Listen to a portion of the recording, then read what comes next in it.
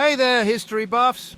Have you ever wondered how a single speech could change the course of history? Well, buckle up, because today we're diving into Franklin D. Roosevelt's legendary war declaration. The date? December 8, 1941, just one day after the devastating attack on Pearl Harbor. Roosevelt stood before Congress and delivered one of the most iconic speeches in American history.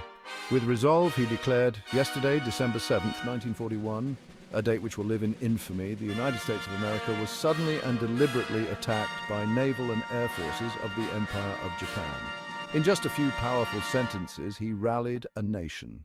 The Congress responded almost unanimously, passing the declaration of war with just one dissenting vote. America was no longer on the sidelines. We were now thrust into the heart of World War II. But this wasn't just about the attack. Roosevelt's speech was a masterclass in leadership and constitutional navigation. He understood the gravity of the moment and the need to act decisively. His words weren't just meant to inform, they were meant to inspire and unite a nation in crisis. 3 days later, Germany and Italy, aligned with Japan, declared war on the United States. Suddenly, America found itself fighting on multiple fronts in a truly global conflict. Roosevelt's leadership was put to the test as he balanced wartime strategies with constitutional boundaries.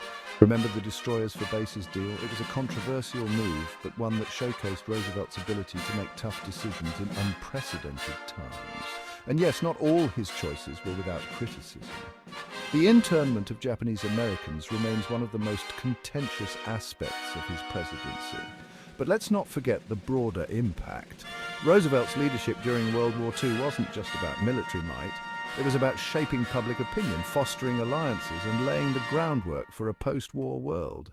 His collaboration with leaders like Winston Churchill helped solidify the vision for the United Nations, a vision that aimed to prevent future conflicts on such a devastating scale.